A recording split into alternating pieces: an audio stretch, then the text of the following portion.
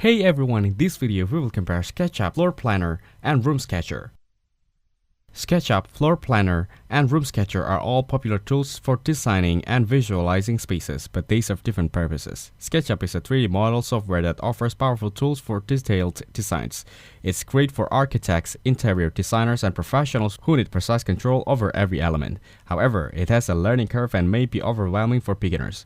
Floorplanner is a web-based tool designed for creating floor plans quickly.